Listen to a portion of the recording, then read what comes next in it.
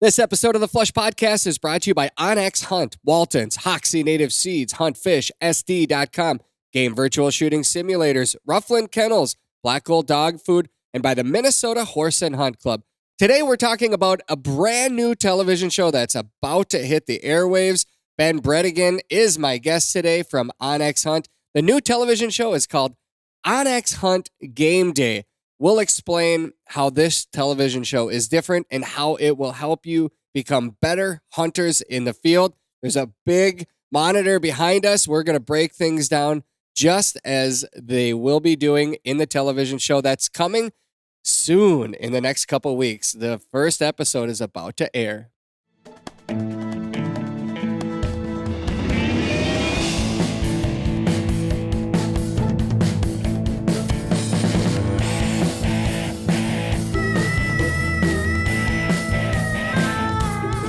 All right. Can we start with that? No. Play the music. Big Al. Cue the music. Faster.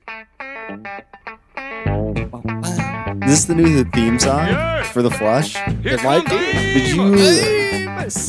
Name of Moses was a Cajun. He lived by himself in the swamp.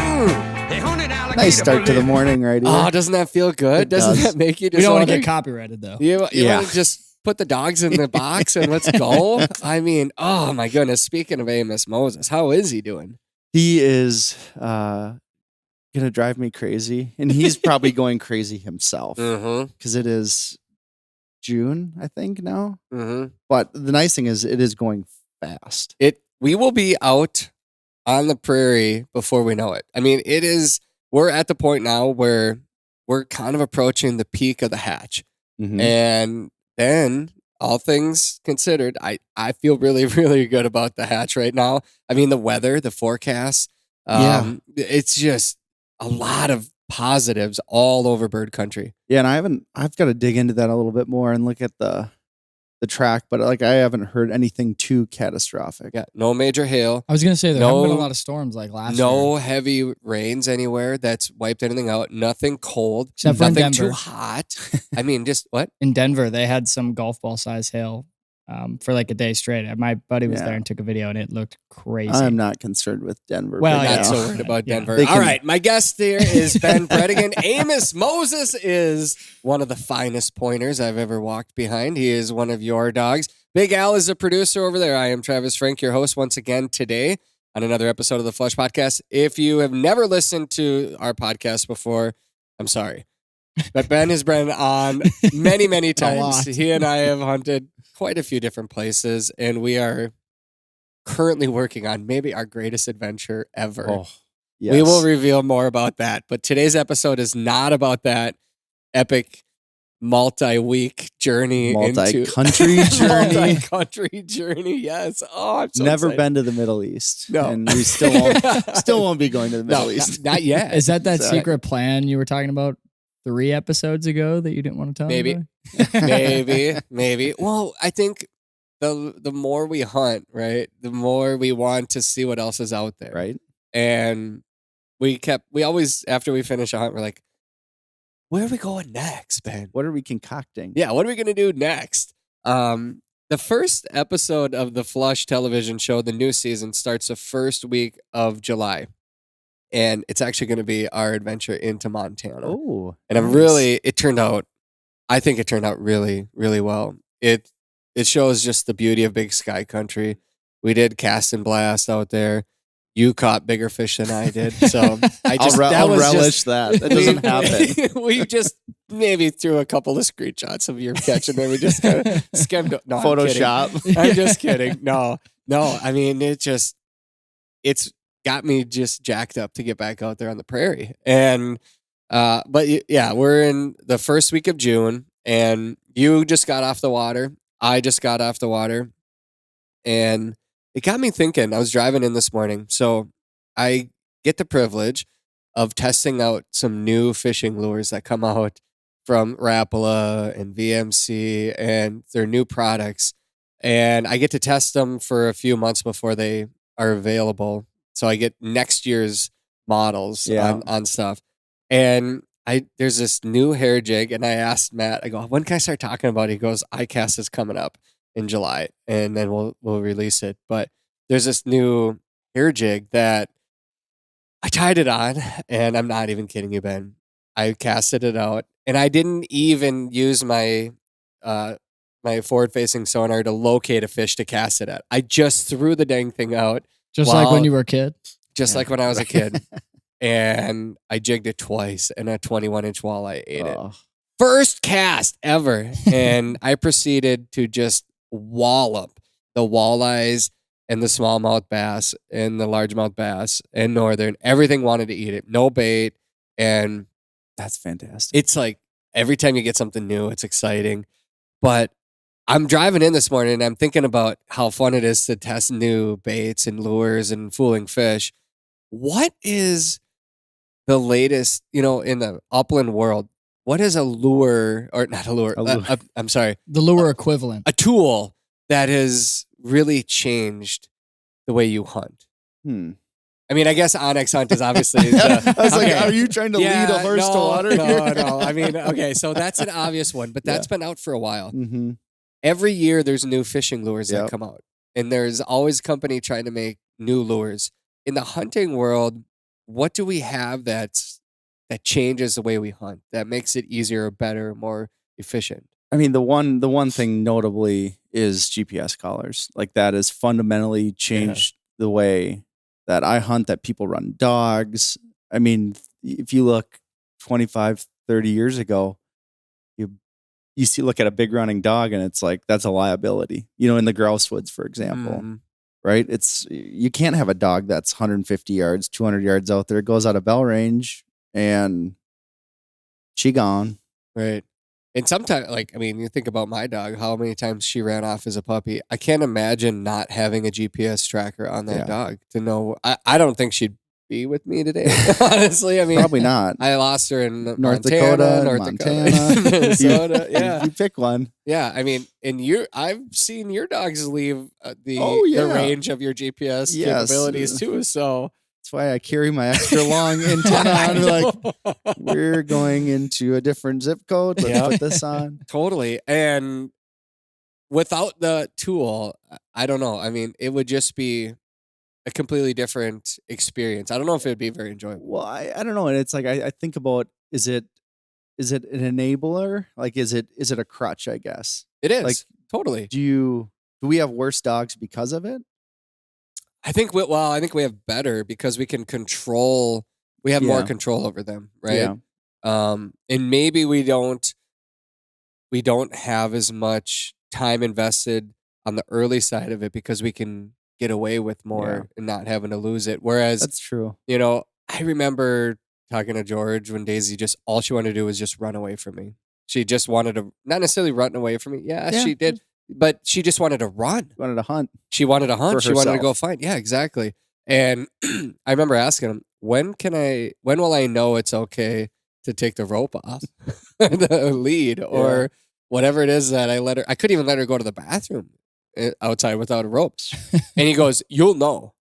I'm like, how though? He goes, you'll just know. And he's right. It was a point where I go, yeah, she's going to stay. Now she stays in the front yard. Mm-hmm. She watches the world go by. She sits down all proper and she watches. Now she the won't even rabbits. walk out of your office sometimes without you telling her, okay. Well, she waits at the door Yeah. and then I let her go. Yeah. Yeah. She's very much a lady until it's time to go hunt again. Then that first, And she's a demon.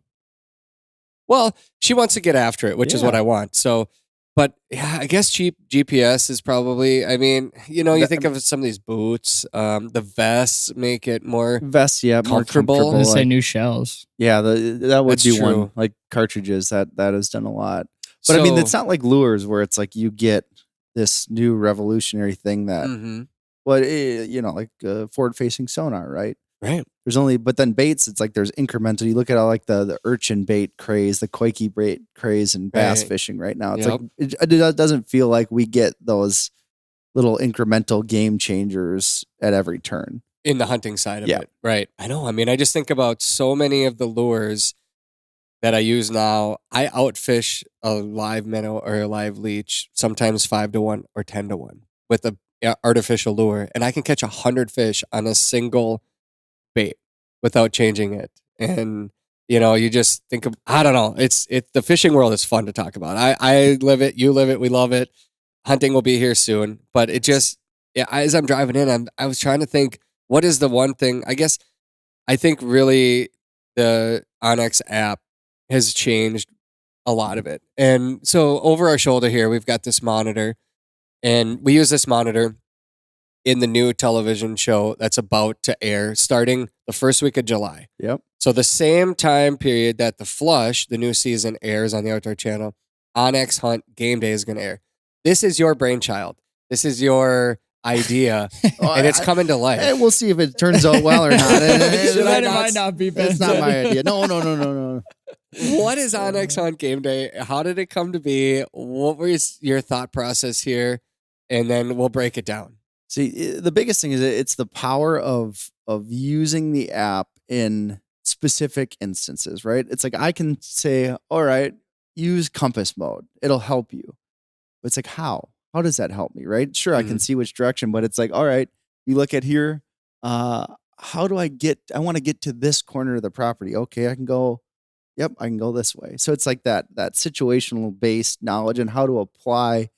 At the end of the day, it's just a tool, right? Mm-hmm. It's no different than a bandsaw. If you don't know how to use it to, cut something out, it's really not much good to you. So like this show is to help connect those dots for people. And as well as really it's highlighting the opportunities out there that exist, which I mean, there's a lot of those, but it's really connecting that tool to specific instances to help make you a better hunter. So the television show, let's just, for example, break it down. You and I filmed a late season pheasant hunt. Okay. And our buddy Joel Nelson was there too. And Joel is on the OnX fish side of it, but he's been a fisherman since he could walk. Yeah, he's been just around like for us. a while. Yeah. Old as the trees. So we went western Minnesota. We might have been the only pheasant hunters out that day because it got nasty and cold. The snow was sideways. 60-mile-an-hour winds came through. I mean, it was intense, but we found success. And then what we did, or what the show does, is it captures the hunt, right? We film the hunt similar to what we do with the Flush, but we're not narrating a hunt like we would telling a story. Yep. We're just playing it out. There's a panel of pros, if you want to call them light pros. on that. Yeah. But people that hunt like yourself, Yeah. for basically this is your career, this is your life. And there's 4 panelists on every TV show. And you can literally stop or you can talk over the content that's airing. But then we stop and we break it down and say, all right, you guys, we found some pheasants. Here's where they were. Here's what we did. Here's what was going on in my brain to make it happen. Yeah, and the nice thing is you have that luxury of hindsight with it. I mean, you've been doing TV forever. I did TV for a long time. And it's like, okay, once it's done, it's kind of done. And but then you get the opportunity with this.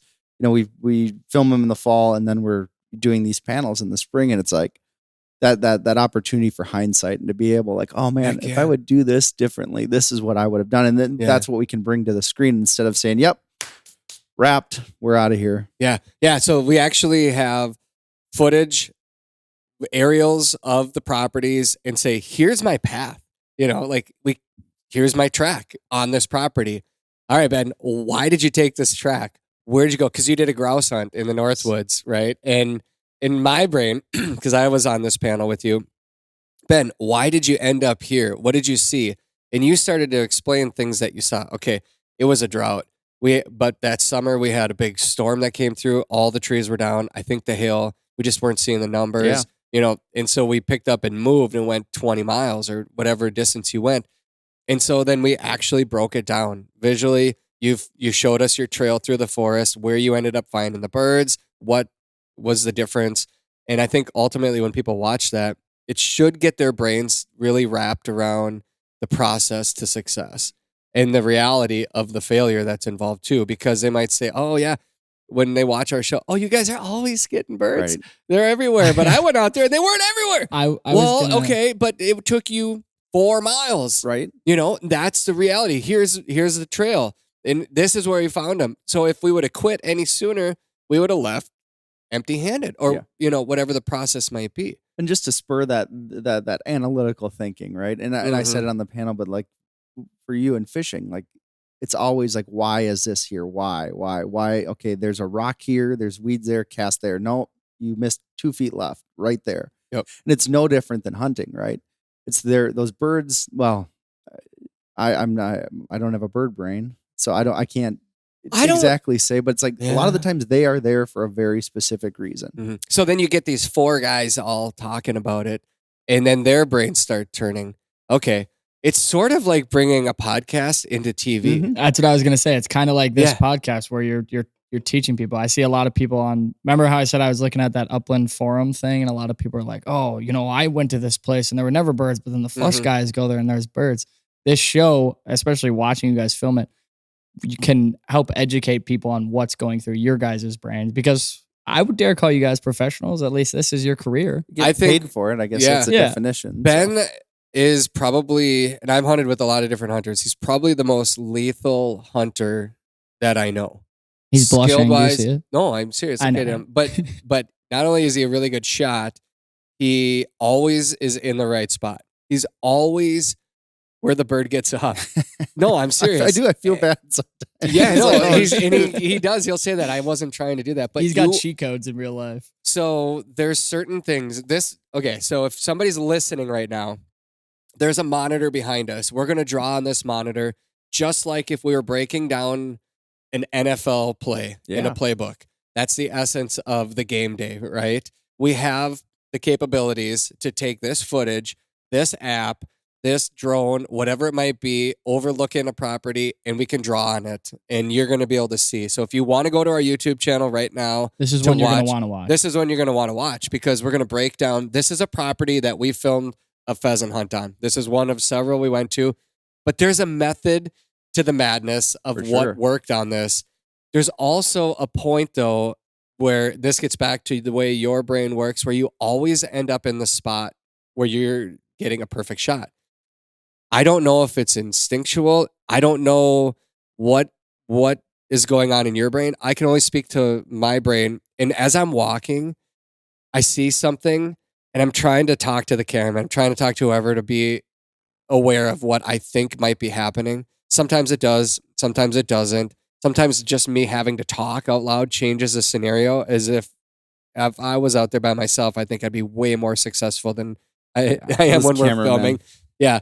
Ben always laughs at me. He's like, was that a hen? Because I go, hen. Because as it's flying down the line, I do not want somebody, because the pressure of the camera makes people do things they might not normally do. I do not want somebody to accidentally shoot a hen. So me yelling, hen, out there, rolling just my eyes alerts every pheasant in the county. I know. So it changes, the TV side of it changes it a little bit, but.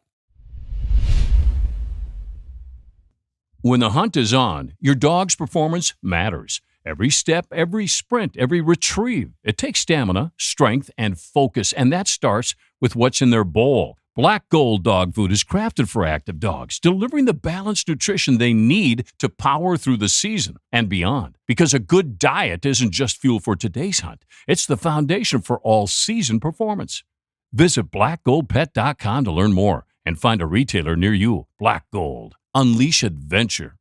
I get asked all the time about places to hunt in South Dakota. These questions usually come from out-of-town hunters that want the real South Dakota pheasant hunting experience for wild birds. My answer is Aberdeen. Aberdeen is a hub for out-of-town bird hunters. They have dog and hunter-friendly hotels and lodges where you can bring your own dogs and clean your own birds right there on site. They have thousands of acres of public land within a short drive of town, and there are wild pheasants on all of them. I know this because I've hunted several of these properties myself. I've seen those big flushes where the birds get up in waves, and it's awesome. In addition to the state and federal properties, they also have the Aberdeen Pheasant Coalition properties in the area that are open to public hunting. When you look at a map of publicly accessible places to hunt for wild birds in South Dakota and you zoom into the Aberdeen area, you'll see what I mean. To learn more about Aberdeen's pheasant hunting opportunities and get a free hunting guide, head to huntfishsd.com. I live for bird hunting, and I'm guessing that because you're listening to this podcast, that you do too. Well, we all know that you don't have good bird hunting without good habitat. It's just that simple.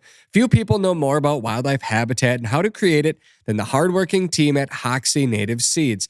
Hoxsey Native Seeds is family owned and operated. They're as good of people as you'll ever meet. And Nicholas Lirio and Kent Boucher are also my friends. They've provided America's bird hunters with countless acres of premium native habitat mixes sourced straight from their own fields in the heart of Iowa.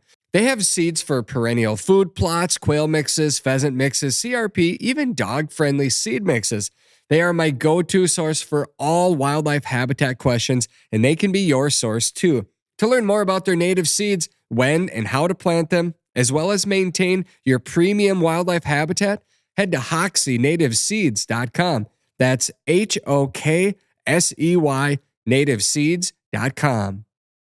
Hey, Flush fans, the Minnesota Horse and Hunt Club has expanded into South Dakota. Oak Tree by Horse and Hunt is the ultimate South Dakota pheasant hunting lodge. 15,000 square feet with private bedrooms, 6,000 premier acres, full hospitality and bar, and open to the public.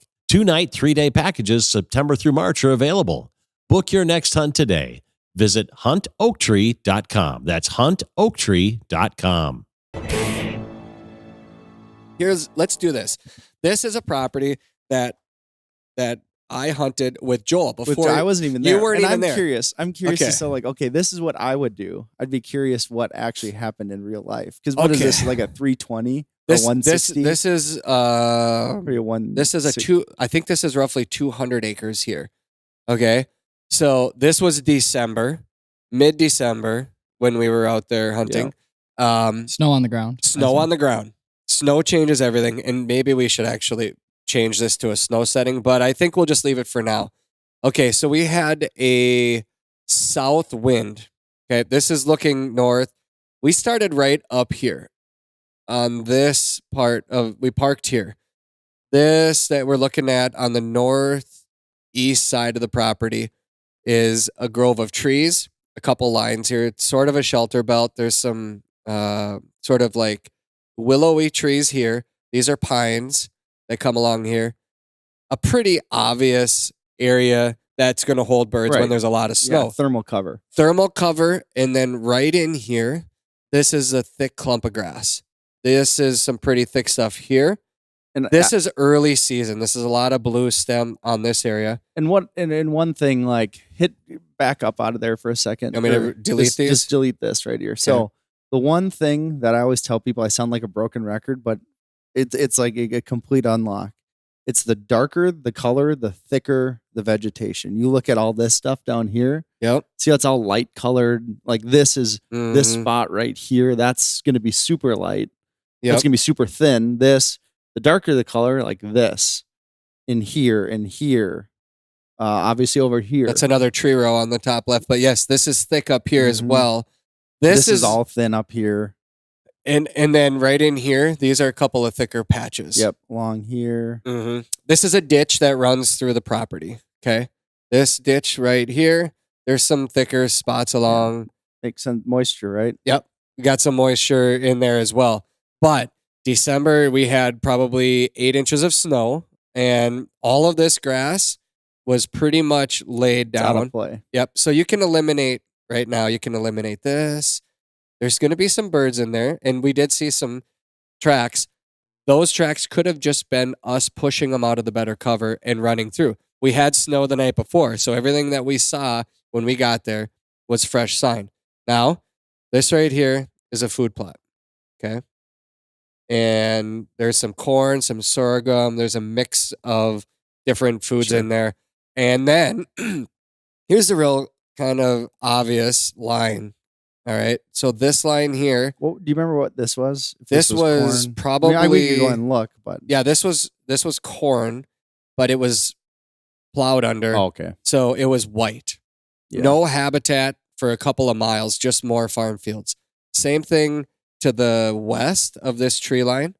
And then there's some habitat on the north side and on the east side of the road. Different property owners over here own this. So we started on this part. Joel had never been here before, and I explained what I thought was going to happen. Yeah. Okay. I believe there's probably some pheasants in the trees. Usually you get thick bushes and trees. During the winter, you're going to have some birds in there. And again, there's grass all around these trees. So that's a pretty common sight right there. So we're going to work with a crosswind. I figured we're going to start on the northeast corner. We're going to bring it south. We ran into exactly what I expected. Okay. We get here. Daisy goes on point, right? Did you work that down? You worked it to the west and then to the south? Started here. Yeah. And then I worked this side of it. And I said, Joel, you're going to get on the outside of the trees and then you're going to work it straight south. I said, most likely Daisy will go on point somewhere in these trees. As I push it down, they're going to fly straight west because this is where all the habitat is. This is where they're probably going to get to. Okay. And we got exactly, I mean, you couldn't draw it up any better. We got down here. Daisy's standing on point because all the birds ran to the very end, like they always do on a tree line. They ran to the end, and then she's standing on point, and I start walking down, and they started flushing. 3 roosters flew just out of range. Is this one? And then one waited, and it flew right in front of Joel. And afterwards, I looked at him. I said, did that one not have long enough tail feathers? Or No, just short spurs on that one. Exactly. He goes, do you think that was close enough? I said, Joel, it's December. Yeah. That was close enough. And you should have probably taken a shot. He goes, noted. Not a big deal. Okay. Our goal is to teach people what we've learned about hunting. And if we get a bird in the bag, that's great. He's going to be laughing at me shortly, and I'll explain why. That would have been everybody else. That would have been a situation where it's like, Joel, I'm not mad at you. I'm just very disappointed. I would be emanating yes, totally disappointment. Yes. I figured we would probably find a couple birds in this thicker, it's sort of a switchgrass, but it was thick enough that there was some bushes mixed in right in here. And I said, when we get down to the end of the trees, I think we're going to have a few birds that ran out into the grass and they're going to hold. What ended up happening was they just ran. Oh. These birds ran and they ran and they ran, and we just expect that. Okay, so now the game plan changes to where are they going to stop? So I said, okay, Joel, we're going to work it straight west. This grass, like I X'd out here, I'm not really expecting a lot here. I mean, pretty much this whole area is going to be off limits, right? Yeah, I mean, exactly. Eliminate all this. Really eliminate all of this. So we don't need to worry about that so much. And I don't know about you, Ben, but I feel like when you can push a pheasant 3 times or 2 times, the third time, I feel like I get them to a spot where they're going to hold tight for a flush. I don't know what it is about that, but it seems like the first time they're going to run, they might get up wild up ahead. And then you might push them one more time. And then it's almost like maybe that pushes them into a spot where they're going to hold. But I feel like the third time's the charm a lot of times. So in my brain, I'm thinking, all right, we're going to work these birds. And my big master plan here, and we'll break it down even further, but we're going to work it the full half mile to the west. And then we're going to cross the ditch and work it the full half mile back to the east. But my thought is, I'm not worried about anything flying south off of this property. I'm not really worried about anything flying west off the property. Anything they'll just loop back. If they fly, they're going to fly into snow, chisel plowed, no grass, no cover, nothing to hide in as far as the eye can see to the south and to the west. So I'm only worried about them going to the north. But I think if we push anything here, it's probably going to land back in this property that we can still access, that we still can hunt. Okay. So this is the food plot that we're working towards. I said, Joel, when we get this grass gets a little bit thicker, you can kind of see it's a little bit thicker in this area here. And then the food plot is got a ton of snowdrifts in there as well. So we're walking down here and I can see tracks. Daisy wants to get further up, and we're now over a quarter mile into this. Still no birds in the air. Joel's probably wondering, oh gosh, what is Here's going your one on? chance, fancy. Yeah, I missed my one chance. Yeah. And I was like, don't worry, Joel, don't worry. We get in here and there's a bit more sign, more tracks. And I said, okay, Joel, I want you. And we stopped right here beforehand. I stopped Daisy and this would be about 200 yards. I said, Joel, I'm going to wait. I want you to walk around the back side of this food plot and then I want you to go halfway up and stop in the middle. Yeah.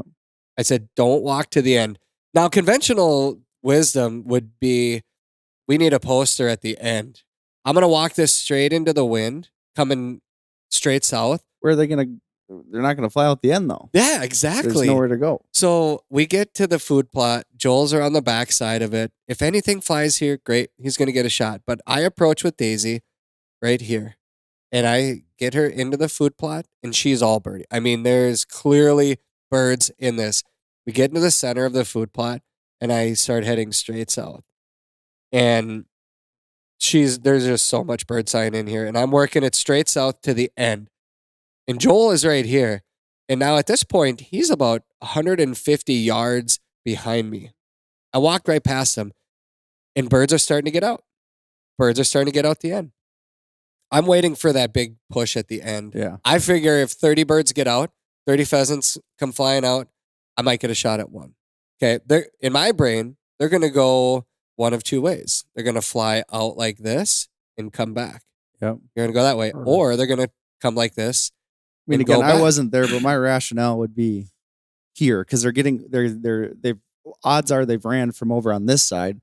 They're feeling that pressure here. Yeah. So they're going to want to squirt out this way. Sure. Well, and I think there's a chance for another block here because this is far enough. I mean, this is another. I mean, this is several hundred yards down to this area, and this gets thicker in this. This grass is a little thicker.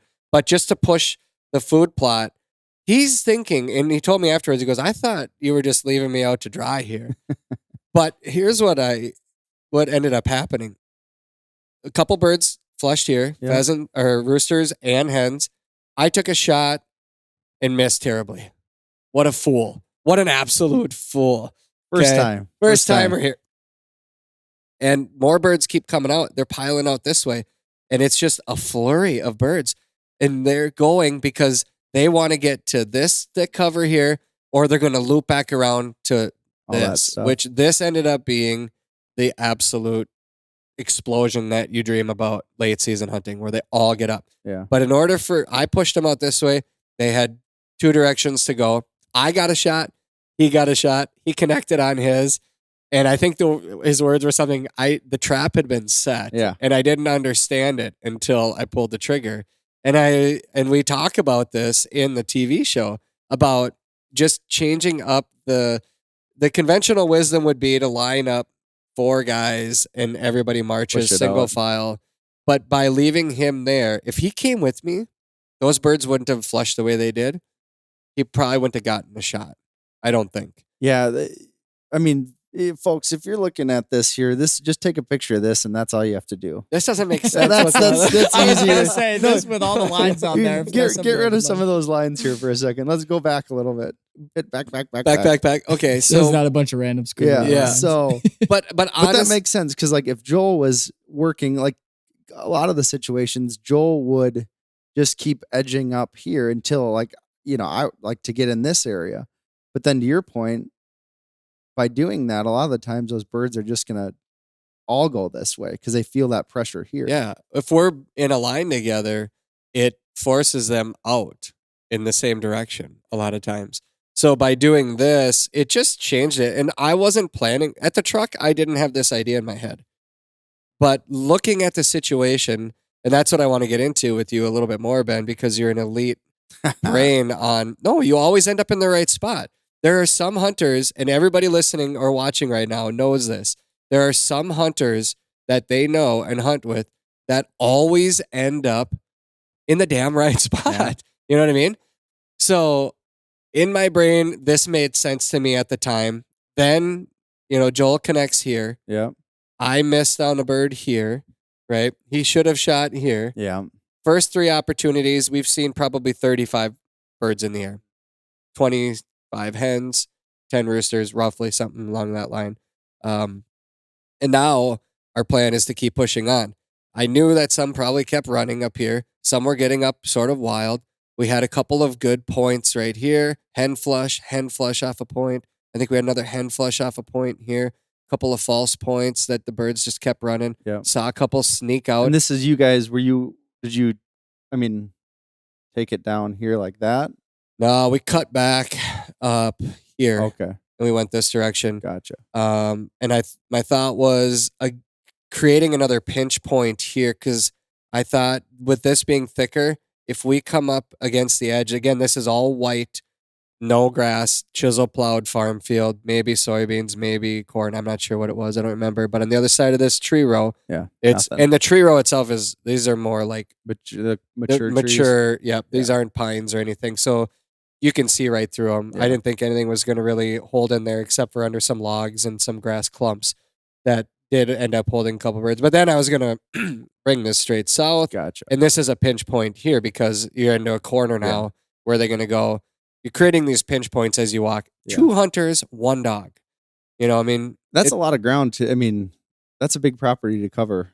a lot of opportunity You for could have 20 guys walk this with 15 dogs, and you could still miss a bird in Yeah. there And easily. And that's why, like, to have a plan is important because with 2 guys and a dog, or I get this question all the time. It's like, hey, I'm going out. It's just myself, and I may have a dog, might not have a dog. What should I do? Well, it's like you got to be very tactical about it because if you just start marching Orange Army style, it's not going to work out very well. Trav, if you were here by yourself with Daisy, Yeah. how would you approach this? Same way. Same way. Yeah. And I would have had a shot here for sure. I would have approached this walk out of the trees differently. I knew Daisy was on point at the end of this tree row here. These pines, there's 1, 2, 3, 4, 5, 6, 7, 8 rows of pines, 2 rows of sort of like a plum thicket kind of thing. I would have anticipated the birds to flush out this way. So therefore, knowing she's on point in the center, I would have put myself on the west side, the outer side, hoping that I would have caught a bird that was too nervous and flew west, and I would have had a shot there. I put Joel in that spot thinking he would pull the trigger. Well, in hot take here, if I was by myself, What would you have done? I wouldn't have hunted this property. Really? Mm-mm. What would you have done? Why? Yeah, why? Look at it. Look at how. I mean, we got it in draw mode now, so we can't see, but it's really big and it's fairly monotonous. Yeah, there's not a lot of to the eye right now. There's not a lot when you look at this that says this is obvious the spot. And it looked like, yes, with 2, 3, 4 people, 100%. But there is a lot of opportunities for a guy and a dog for those birds just to get around you. Like if I had to hunt it, I'd go find these edges. If there was water here, that'd be different. Because again, though that's a natural break. But I'm looking for places that are smaller. Like we can go pull up that last spot we hunted. That's a great spot because there's natural pinch points like the birds. We can aren't we gonna can do run that out. after this one. Yeah. So we were here, so we're gonna keep Yeah. going, right? Let's roll. So we've had our opportunity right off the get-go in the trees, food plot, success, boom, bird in the bag right there. Hen, rooster skirts out, another hen on point, another hen. Dang it, more hens. Where have we seen that? So the plan kept working, the hens were holding tight. We get up here, these birds, so my next thought was, all right, Joel, I want you to walk this tree line and get up to this corner just to hold them. Because here, if we zoomed out, you'd see there's a big, to the north, the neighbor has a big chunk Piece of grass, yeah. grass with some trees and a swamp, cattails. Yep. So I figured these ones, it gets a little thinner here. And I thought if we can somehow get a block there to stop the run, we did get a few birds up here, but they were all hens right there. The roosters snuck out beforehand. So you That's always gave him a bootleg there Tried to stop the run. Yeah. Had to get the ball in the air. This is really college game day. Yeah, guys. totally.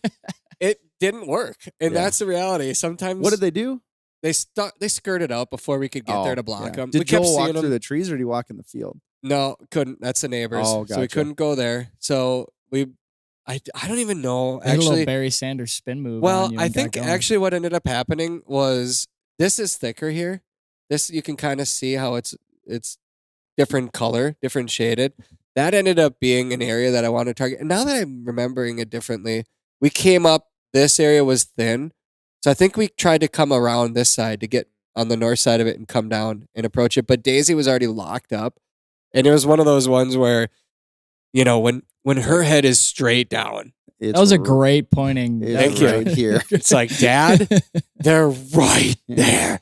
So when she goes on point and her head is up, and you know your dog better than anybody, right? But my dog, when I see her do certain things, I'm like, guys, there's a bird right there in front of her, within probably 5 feet of her nose, could be 2 feet, and so that changed our plan, knowing there was a bird there. Yeah, it could have been a hen. It could have been a rooster, right? Probably a hen. Probably a hen. It was a hen. Yeah. Then once one got up, everywhere, more birds kept getting up. We kind of got in the middle of it, and then we work this thing out this way. Here's another little ditch that runs there. So we crossed down, and we got into birds immediately on the other side, because in the low spot, you get these drifts. Northwest wind comes like this, and this is a ditch that's probably about 6 feet deep. Oh yeah, 7 feet deep. So then you've got the drifts in there, and it piles in, and then we got some really thick clumps. Those dang birds, the frozen water. And we knew everything on all the tracks were today, because last night it was fresh snow, right? So all these birds that ran to the ditch ran down, and they were, track shoes on, because it's glare ice right there. They're running. You can just see us over the top of the snow, all the fresh tracks. But then they cut up here. These are where the runners cut up. This is where it starts to get thick. All of this is really the thickest grass on this entire property. And this is where the plan really came together. So we potentially had birds in this grass. Remember I said I saw them tracks running? I thought we were going to get a flush here. Nope. They ran. And they ran. Pheasants are going to run, guys. Run, run, run. Jump across. Yeah. Up here. Run down. And here's where I'm going to hold. Yeah. Okay. Or some of the birds flew, landed here. This is where they decided to hold. We had so many points of birds that we started, when we got up here, Joel was walking up. Daisy's on point. I'm walking up, and they're getting up behind him, behind me, everywhere. I'm going to this point that a bird, I walked by 5 more. We did a little loop. We came back. We've pointed 3 more. They just held so tight. Like, this was their spot. This was the place where we were going to get our close shots. So, and what I see here are edges, and we think of edges traditionally as man-made, right? Here's an edge, here's an edge, here's an edge. But if you look closely on here, I call this a prime example of a mosaic of cover. So if you look closely in here, there are all these individual patches of grass. There's one here, and you can tell that because they're different colors, right? Yep. Here. And what are all those making? Those are making more edges. And that is a great opportunity. They kind of hit that wall. They can get in a little bit thicker cover, and they're like, okay, I'm gonna sit here for a second and see if they find me. And like, that's why I think this is so good, because it's that diversity, and they hit an edge, a wall. Yeah. Inside of this thick cover, all these little micro places within there, you have these drifts. You have thick grass underneath it. They're tunnels, almost like they're running in there. And the birds just feel that safety. They can run. They can, hold tight and hope we walk by. And we did.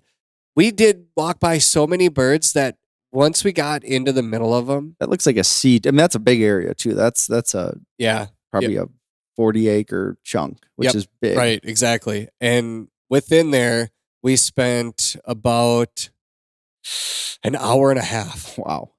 Because the birds were just holding so tight. And now, had we just kept walking, as soon as birds got up behind Joel and I'm like, okay. Hit the brakes. Because we hadn't seen that through the first half mile. So that's when things in my brain are like, okay, Joel, just wait. Don't move. You have birds within range right now, and I bet there's a rooster within range of you right now. He's like, right now? Yeah, don't move. We sat there talking to each other kind of 20 yards apart, and then all of a sudden, a bird just gets nervous, and it gets up. And then shortly after, another one. He's like, oh my gosh, they're right here. We are in the middle of it. Totally. We pushed to this edge of it, and we had 2 flushes of more than 30 birds. One of them had about a 40 bird flush. Wow. And then the second wave came up, and it was probably another 20 birds that got up at the same time. Wow. And so that's kind of what you dream about when you go late season pheasant hunting. And we ended up, I shot one here and Joel shot one here. I don't know that we took any other shots. I don't think we took any other shots and missed. There were a few. Yep, exactly. During the flurry, a lot of them get up out of range, but then all of a sudden it's like, here it goes, stragglers. And the one I shot got up from media away, so we're an arm length away.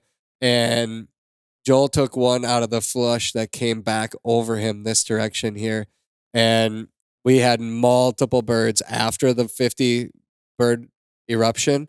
We came back through it again, and we kept flushing over and over and over birds that were holding tight. Yeah, because they're just going to scramble. They might be running, but they'll run and do a loop and stop, and yeah, totally. And so this was the whole point: is we pretty much pushed the majority of the pheasants from this half of the property all into this chunk here. And once you got into it, you realized some of the chunk of thick grass that didn't blow over was only 20 yards wide, 30 yards wide. It's all those little pieces in there. Yes. And then you could really pick those apart. Mm-hmm. And we took 3 roosters off of here, and the rain started to come down, and rain in December. Rain. Bad. Yeah. Bad. So we pulled the plug at this point, got on the road, walked back to the truck. And I call that a successful walk. Oh, for sure. I mean, we saw probably 75 pheasants, and we got 3. I'd do that every single day. Every day in December. Yep. Do you want to, should we go to another property that we hunted? Yeah. I think it's kind of fun to go back and look at it. Do you want to take a commercial break really We'll quick? do a commercial break, and we'll come back with a new map, and we'll break down another spot and tell you how we found birds and how we missed them, and then how the sharpshooter filled his pouch. 40 years sure is a long time to be in business, and that's exactly how long Walton's has been helping America's butchers, hunters, anglers, and families prepare their meat. That is quite a milestone, and to that, I say, Walton's, congratulations on 40 years in business to your entire family. I sincerely hope that you know how hard they work to provide all of us with the right tools to process and prepare all of our hard-earned meat. Walton's motto is everything but the meat for a reason. They have everything we need to process every cut of meat you can think of, and after a long hunting season, I'm hoping you have a freezer full of it. If you're looking to make sausage, jerky, snack sticks, roast, you name it, Walton's can help you with the tools and the knowledge to do it right the first time. Check them out at waltons.com. And congratulations on 40 years in business. You've earned our trust. If you're looking to sharpen your upland shooting skills, or maybe your kids are starting to get into the sport like mine are, then you need to check out GAIM. That's GAIM. Our friends over there are changing the way we approach training. Their cutting-edge virtual reality hunting and shooting scenarios immerse you in the field without actually leaving your home. Whether it's game birds or clays, the GAIM system allows you to practice your shotgun mechanics, giving you real-time shot feedback that allows for instant adjustments. And it's been incredibly fun for my kids. It allows them to safely build confidence, which I know translates to success in the field. Virtual training, real results. Click the show description below to learn more, or visit their website at game.com to try for yourself. That's GAIM.com. If you're heading out on the next hunt, don't forget the teammate who never complains and never misses, your dog. At Roughland, we built the ultimate travel system for hunting dogs and the people who run with them. It starts with our one-piece kennels, built tough to handle rough roads, cold mornings, and whatever else the season throws at you. From there, customize your system with stackable gear, food and water containers, organization trays, or insulated covers. Everything is lightweight, field-tested, and made right here in the USA. Because let's be real, we don't deserve great dogs, but great dogs, they deserve a Roughland. Visit roughlandkennels.com today and build your version of the ultimate travel system before your next flush. Here's a scouting tip that might just help you find a few more wild birds. First, grab your phone and then open up the OnX Hunt app. In the bottom right corner, click on the 2D button and then select 3D. Then place 2 fingers on the screen of your phone and slide them up together at the same time. After that, zoom into a property that you've hunted before or one that you've never been to and take a look at the terrain in 3D. I bet you'll see a few nooks and crannies that will hold birds out of the elements. I bet you'll see the land in a dimension that you never thought possible. These are the details that matter when you're putting miles on the truck and on your boots during a hunt. OnX Hunt is the ultimate tool for us bird hunters. It shows our position on planet Earth, land boundaries, land topography, burns, forests that have been logged, weather, and a whole bunch of other features that will make you a better hunter. If you've never tried the OnX Hunt app, then you can download a free 7-day trial to help you understand why hunters like myself simply can't hunt without it. Know where you stand with OnX Hunt. All right, so we broke down the first property that we hunted on this particular hunt, but we went through multiple different properties. A big storm came in, 60-mile-an-hour winds that night. Temperature dropped. I don't know. It went from freezing rain to snow.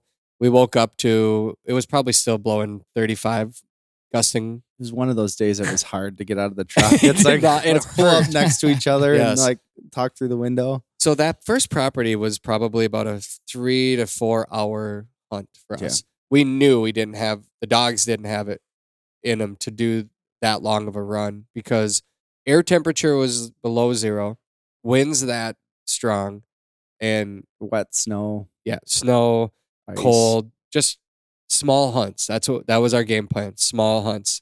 We'll break that down on this property over our shoulder here in a minute. But this episode or this whole TV show, Lake Pickle. Pickle. He's your host. Yes. He's got the greatest name of all time, first and last. I love it. Lake is hilarious. Give us a little bit more about why you chose Lake to be the host of the show. Lake is just an absolute national treasure. He's a gem. He's a national treasure. He's a gem. Right. Well, it's cool. So Lake's from Mississippi. I've worked with Lake for over a decade now, and where'd you work with him? We worked together at Primos, and so he was a videographer.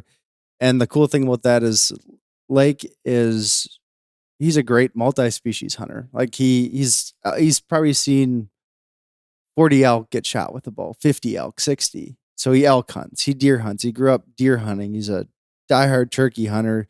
Got a dog about, I think, 8-9 years ago now, Knox, and fell in love with bird hunting. He duck Has it hunts. been that long already? Yeah. Herb's 9 years old. Oh my. Yeah. We got him at the same time. There's pictures of them as puppies together. Yeah. Oh my goodness. But anyway, so like he hunts just about everything and he gets after it, and he's just a fun guy to be around. He's hilarious. Yeah. The laughs on set are pretty good. Yes. We filmed the stage setup at Shields, and there were customers walking around, coming in, walking into the shot. Like, hey, am I in the way? It's like, so Shields has a big mountain set up with all the different animals and birds and everything. So that was the backdrop, and there's a cool set. We should have put Travis up on the mountain, and it would have been like, fine, where's Waldo? You're right. Yeah, maybe next year. Maybe in the fish tank. Yeah, maybe. Right. So it was pretty fun to be able to interact that way. So the way the show breaks down is Lake introduces the panel, talks very briefly about what we're going to do and why we're filming this particular adventure, who's on it, and then boom, you get right in. And then we have these moments where it's like, all right, you missed, you got a bird, what went wrong, what went right. And this goes from grizzly country, elk hunting. Yeah, I was going to say, like, for the listeners of this podcast, probably disappointed that they're going to learn it's not all bird hunting. It's not all bird hunting. But I mean, I feel like most bird hunters also hunt a lot of other things, you know? A lot do. A lot of hunters, the Ben hunts ducks, big game. I hunt waterfowl, big game as well. I love bird hunting. And I love all hunting. And so this TV show really does. It goes to Wyoming elk hunt, Southern Illinois for a whitetail chess match. Jared Larson filmed that one. These are different team members of yours on OnX. Yep. Dylan Dawson with the elk hunt. Joel and I did Joel did a cast and blast grouse. So there's a and little bit of walleye fishing hunt. in there rough too. grouse and woodcock hunt in northern Minnesota. That was a lot of fun. We gave Joel proper hard time, but you'll have to tune in to find out why. Yeah. All in the family and Montana elk hunt. Mom, wife, and new elk hunter. Yep. Cammie Dawson punches her first bull tag with Dylan and the boys cheering around in the That's Montana awesome. hills. Yeah, totally. Wide open pronghorn. Dakota's 2 for 1. Yeah, that was a deer hunt and pheasant hunt. So that was a fun one. I remember you sent me the video of that buck. Oh my gosh. I'm not going to say anymore. It was a tank. It was the biggest, heaviest whitetail, I think, on the hoof. Yeah. It's like a cow. Pretty much. Yes. Well, yeah, I mean, I had weigh? to pay some restitution because it actually was a cow. What was the weight on it? It was over 300 pounds. Wow. Mhm. Yeah. All right. Mule deer on the prairie, on the plains. Did a chucker hunt. A chucker hunt. And where was the chucker That hunt? was in Idaho. It was a Idaho. chucker and waterfall hunt. Nate, Akey, and Steve, they were out there for that. Yep. A cornhusker, whitetail, Mississippi Delta, duck Mhm. hunt. Is that lake? Yep. It's El Piz. Oklahoma heartbreak. Mhm. Oh, God, this she was one- pretty.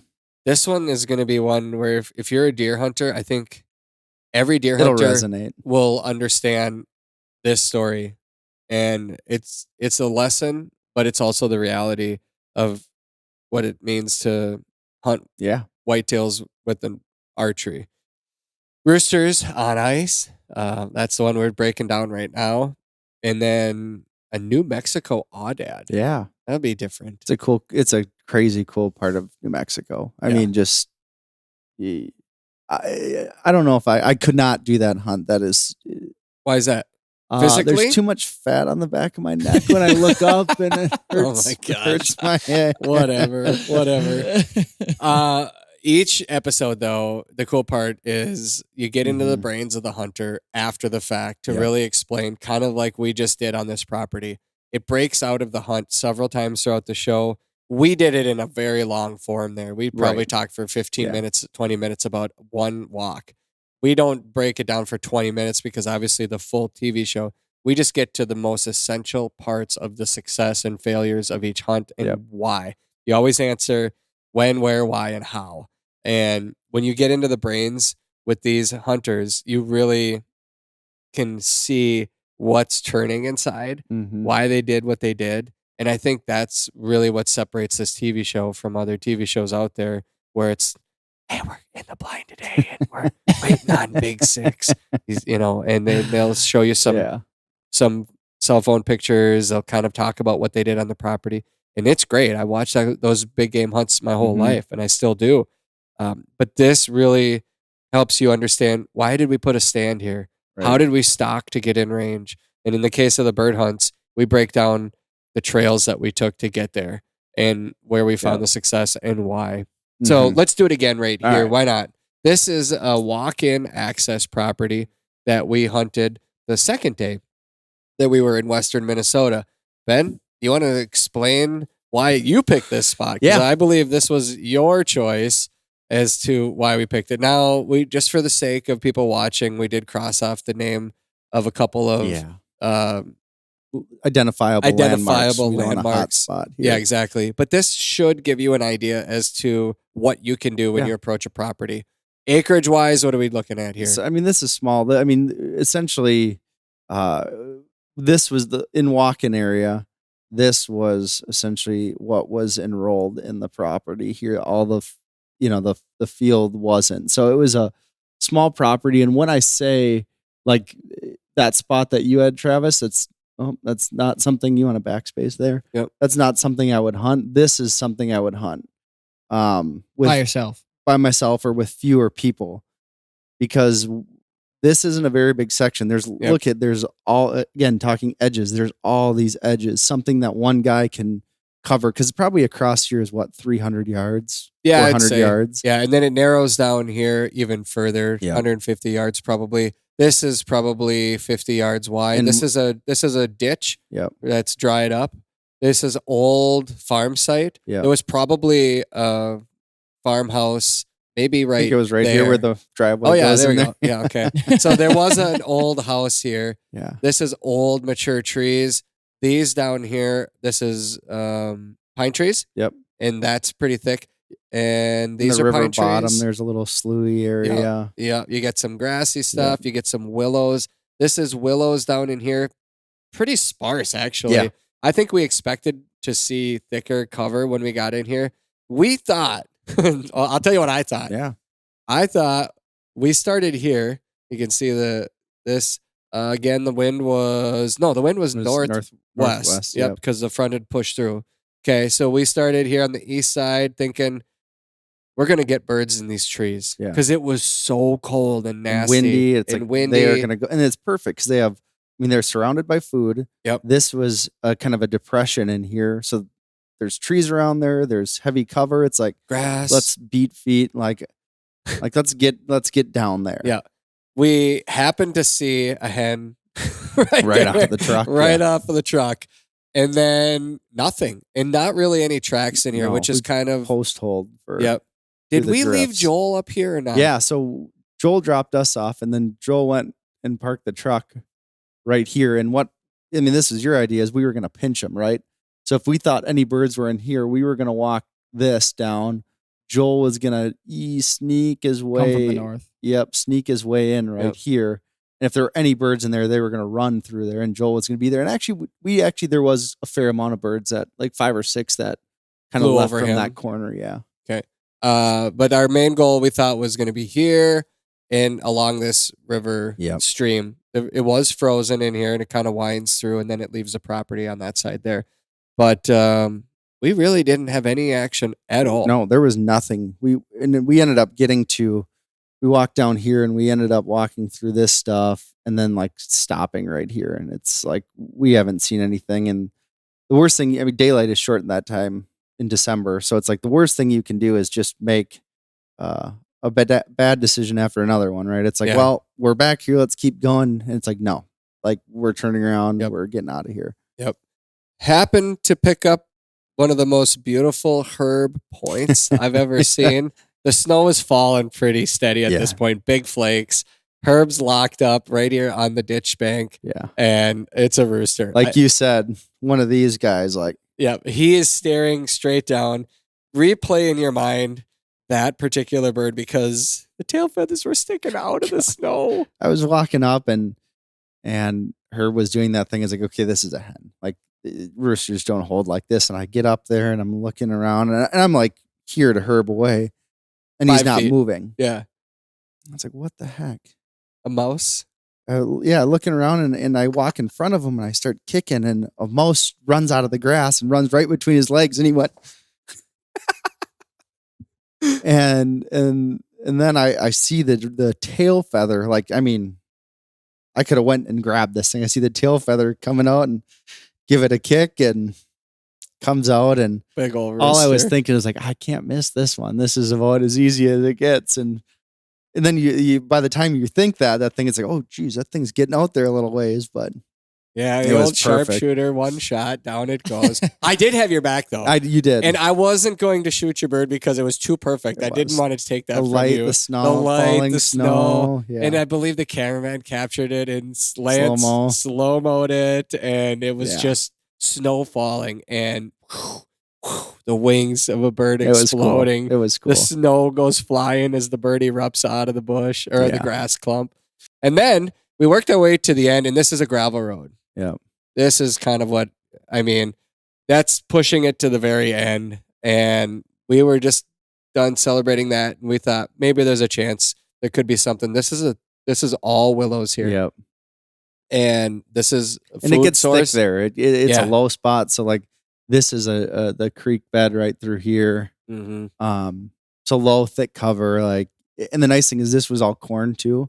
And it was not standing corn, but it wasn't wasn't chiseled or plowed under entirely. Like some of these fields were white as paper or as this piece of paper. Exactly. There's no habitat out there, but that had food. So we got closer. It's like, oh yeah, this could be the real deal here.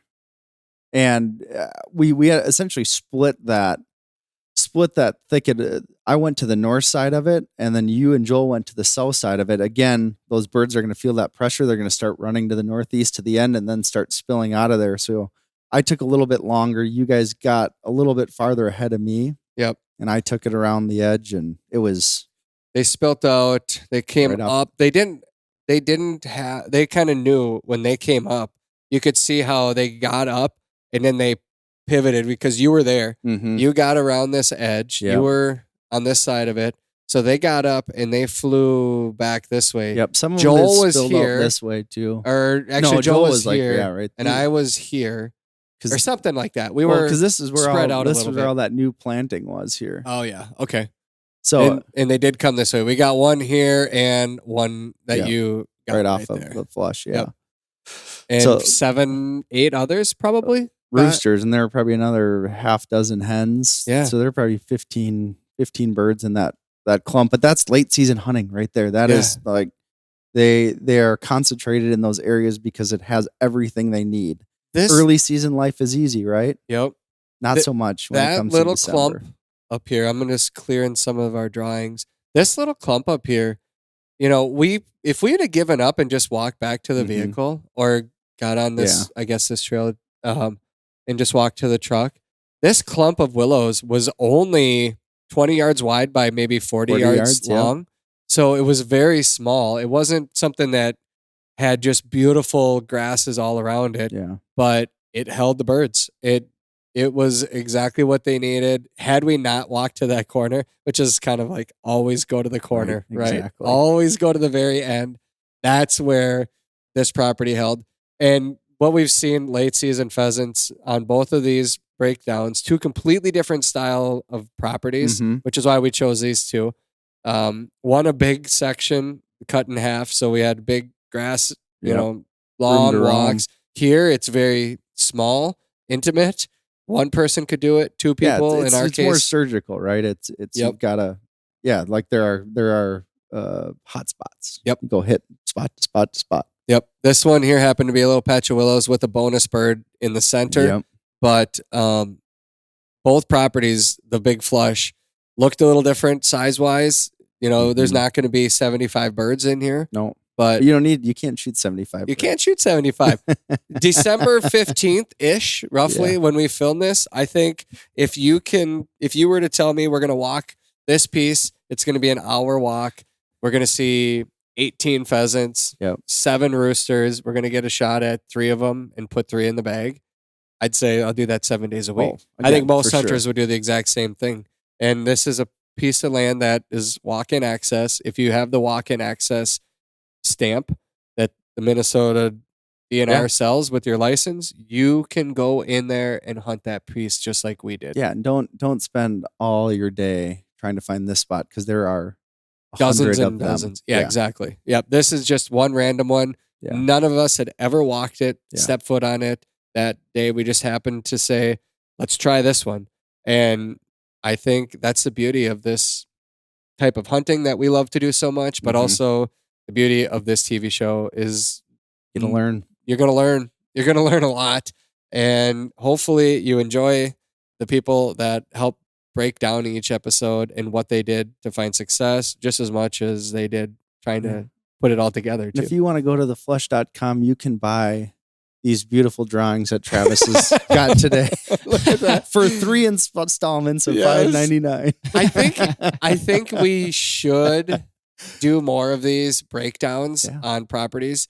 Al, how long have we been going? And hour? I'd say more like an hour because we took Okay. a Yeah. break. So we will call that good for today.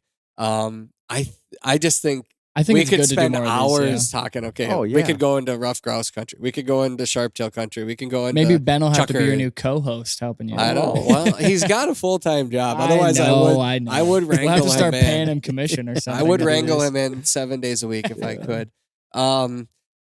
Ben, do you Wait, Ben has a deal he might want to talk about for next week. the what? So Ben, do you want to talk about?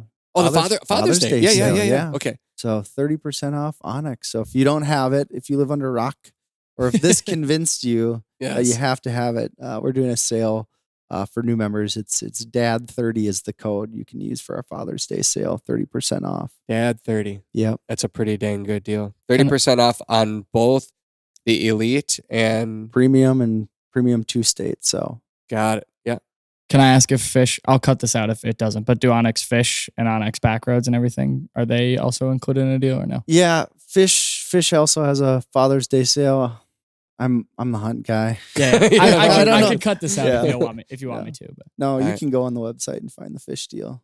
Yeah. I think for somebody that doesn't already have this app, the free 7-day trial Mm-hmm. goes, just have at it. You Yeah. know, just do as much as you can in that 7 days. And if you don't leave thinking I need this, I don't know what to say. I mean, I really don't. If you're a bird hunter and you don't know where you're walking, because we never stop. Yeah. It just seems crazy. especially to with not the have it. compass mode, if you're out somewhere, especially like in the woods, the and you woods. lose your bearings. Mm-hmm. Yeah. Oh gosh. And it's like people think a lot of times like, oh, I don't take any trips. It's like I've got 1,000 waypoints within 40 miles of home. The stuff I hunt frequently. I grew up hunting. I still use it.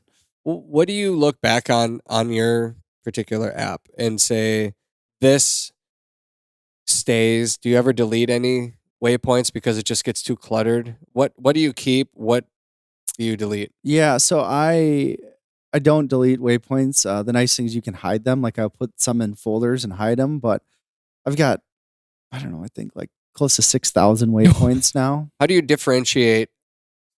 So it sounds like my fishing graph too. Yeah, right. You know, we exactly. have thousands of waypoints on there. Some of them from 25 years ago. I keep transferring everything over, and I don't delete anything on my hunt app either. Yeah. But sometimes I might want to, like, you can put notes in. Mm-hmm. Sometimes I'll do that. You're good at the color coordinating. Yes. I forget sometimes which colors are the ones that, like, this is what I think. This is one I've hunted. Yeah. This is where the bird was.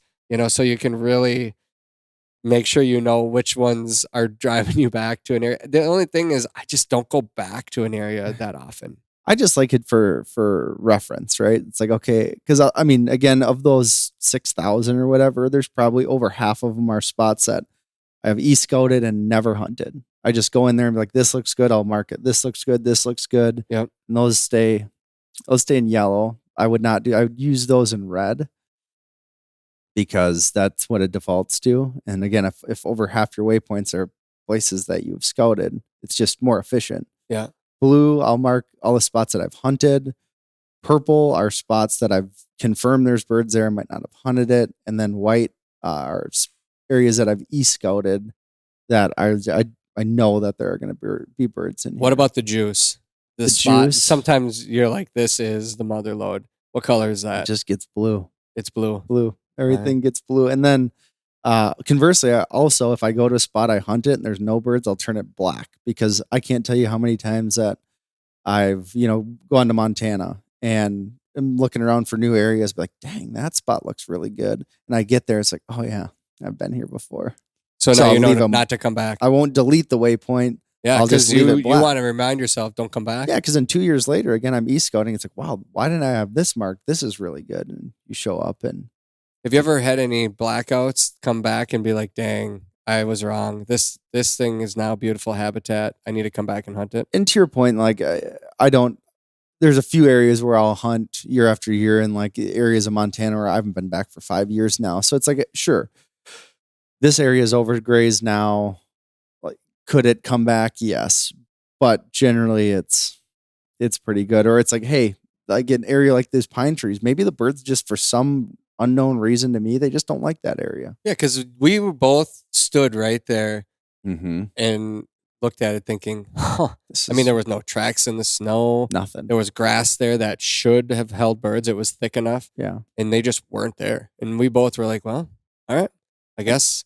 There's no, hey, maybe they put corn down there and it's a different story, or it could just be there. Like they just don't prefer that. They prefer to be up for whatever reason up in those willows when it comes to December. They could be there in October. So Right, obviously there's some nuance to the black waypoint. right.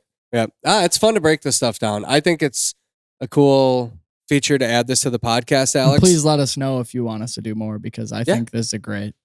For the listeners, let us know if you want us to do more. Yeah, the listening part of this, I think, is going to be challenging. If you're driving in your vehicle, you're mad at us because you can't see what we're pointing at. When I say and right there and right here, that's, that's maybe we could say north, south, east, west a little bit better, but maybe just turn on YouTube in your truck. That was Ben from OnX, not anybody from. Hey, do you guys have any features that you're going to be launching on the app anytime soon or before this season? And then think about that, but also the announcement, U.S. Fish and Wildlife Service lands. I think there's, I don't remember the number. Al, last week, remember we talked about that news of the property, how many acres it was being opened up, refuges and different places that had been closed to hunting are now open. Yeah. Will they be on the app as open? Oh yeah, hunting? we asked about that. Yeah, it's right now it's 92 million acres, by the way. Is that what it was? No, that's not it. Well, this one says U.S. Fish Wildlife Service to open up 92 million acres of land to public hunting. Okay, that could be it then. 92 million acres. Yeah, right now it's interesting because a lot of the wildlife refuges are managed individually, and you take like certain ones in South Dakota where they open December 1st, and like there's a lot of weird rules. This is actually potentially very helpful because each individual one managed separately has its own rules, own areas you can go to. Now it's like, and we'll see what happens when it rolls out, right? Yep. We're still a long way from saying like carte blanche, have at it to hunting them, but it makes it easier because there's potentially less of those one-off regulations. Do you think, as just a hunter, taking your corporate hat off, do you think it's a good thing to open up these lands to hunting where there were safe places for wildlife to thrive, almost as if they were feeders for the areas that we can hunt? I mean, part of me feels, yes, it's great to have that. The other part of me thinks about, why is an area a refuge to begin with? Mm-hmm. And is it needed? Do we need refuges to keep wildlife? We have so much power in our hands. Us hunters, us humans, we wield so much power on the land. And those animals, those wild critters, birds, wildlife of every species, really rely on us to make sure that they have what they need to be able to survive out there. I don't know. I'm just asking the question. I think you take upland birds, for example, or deer. I think if it can sustain it, like through sustainable management practices and hunting, what I wouldn't want to see is just a free for all, right? Where it's everyone gets to kill everything. I think like that is justified. The one interesting thing is when it gets to waterfall. Like that for me, for refuges, gets very interesting. And explain why. Well, it's very contentious, right? Because sorry for all you waterfall junkies out there, because you guys can be the worst. But it's like, hey, all of the birds, they just stay on the refuge now and they never leave and they only go out and feed at night. So you got that group, and then it's like, hey, we want to be able an opportunity to hunt some of that. But there it's like, hey, then you don't have those major staging areas where they can just be birds and not be. You look down in Mississippi, the alluvial valley, that whole stretch there, and I mean, if there is a area, if there is land with ducks on it, they will be hunted.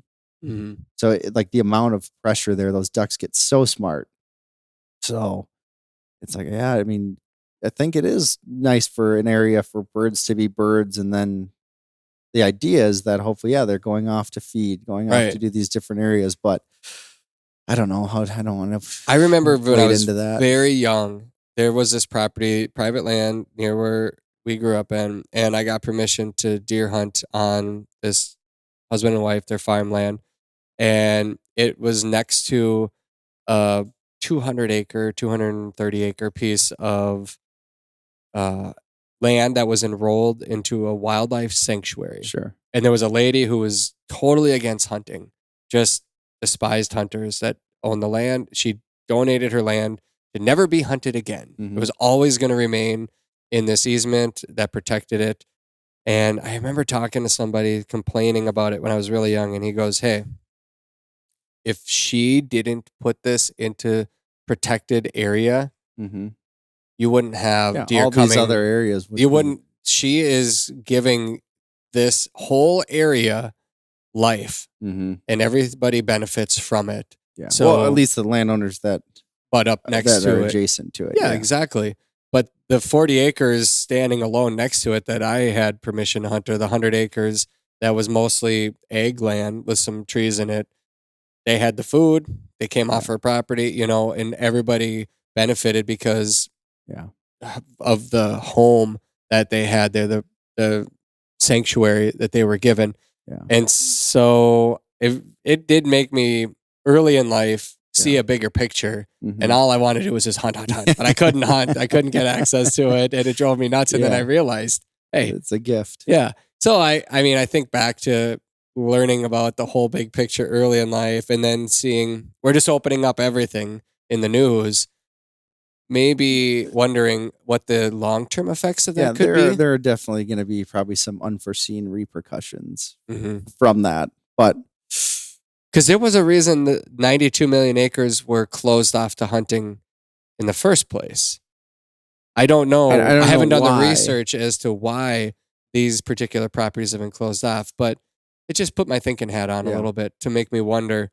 Specifically, a different property now can be hunted. Why? And I don't know which ones yet. I haven't seen the list. I haven't walked myself on any of these lands to find out, like, this is a bad thing for this area. We needed this to be an area that was a sanctuary, and now it's not. And it's I don't know. Double-edged sword, right? Because at the same time, it's like, there's more traveling hunters like us than ever before. And you look at states like Montana, which are saying, hey, now non-residents, you can't come until the 15th. So it's like alleviating some of that burden, some of that pressure. But on the flip side, what's going to happen because of that? So yeah, and again, I mean, we could talk more about the changing game laws. Let's say Montana and North Dakota. When can non-residents start hunting? Yeah, they're changing it.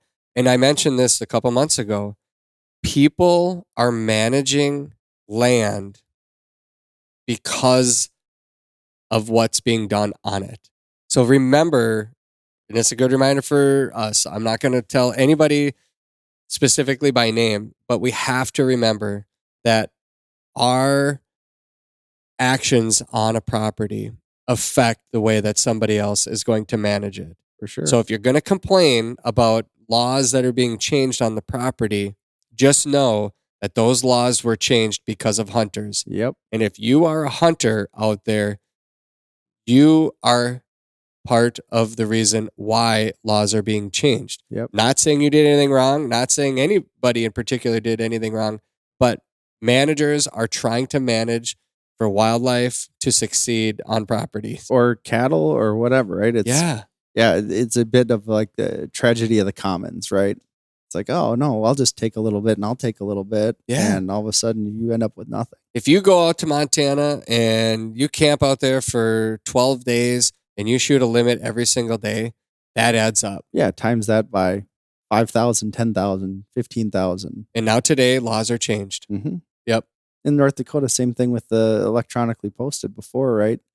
And that's on that one, that's my opinion. It's like, well, do you want any of this land to hunt? Or e-posting was kind of that middle. So it's like, that's the same situation. So Right. I see a lot of mixed reviews on. I tried looking up why the 92 million acres were closed originally. I see a lot of mixed reviews from hunters on the 92 million being open. Yeah, it's quite contentious. I think so. We'll find out. Time will tell on this, just like so many other things. But right now, the hatch looks good. Yep. Hunting season will be here soon. OnX Gameday. OnX Hunt Gameday will be here sooner. Get you through. Will be here soon. Of the Flush television show. So both of these are going to be running July, August, September. That's a quarter. That's how TV works. And then October, November, December as well. The reruns. Yep. So exciting times, buddy. Yeah. Exciting You'll be able times. to find it if you're not on linear TV. You can find it. We'll start releasing them in August. Yeah, you worked a better contract, and we're gonna go back to our network friends and rework the Flush contract because they have, based on how the language is written in ours. And this is funny because everyone, when a new season launches, they say, "I don't have the outdoor channel. How can I watch it?" And I say, "Well, you got to wait till the whole season is done running, and then we stream it on our YouTube channel." Well, you guys got it bumped up even earlier. We used to have to wait 2 years after the season ended before we could upload anything to then stream. if you're watching it on YouTube, it's like, well, this is that was so old, right? Yeah. So now the shows that air July, August, September, they re-air October, November, December. Starting January, then we can. I always put the appreciated season like up. that new fodder though, like right, all of a sudden you get to see you and Georgie go quail hunting, and it's like, all right, I like this. Yeah. So Yeah. Anyway, very exciting times. A whole new season. We're going to preview the Flush television show and the new season coming up. We'll see if Tyler comes into the roost. I know S. Franz just walked in. who just walked in That's over there. right. Yeah, we're going to break down that season as well. But this is pretty cool stuff. The ability to teach in real time, I think, is going to be the biggest takeaway from viewers that tune in to see OnX Hunt Gameday. Yes, sir. Yep. Appreciate you having me. Thanks for being here in the roost. We'll do it again soon. Big Al, thanks for all you do and the sponsors Hey, for you're making welcome. this show possible. We'll be back next week with another episode of the Flush Podcast.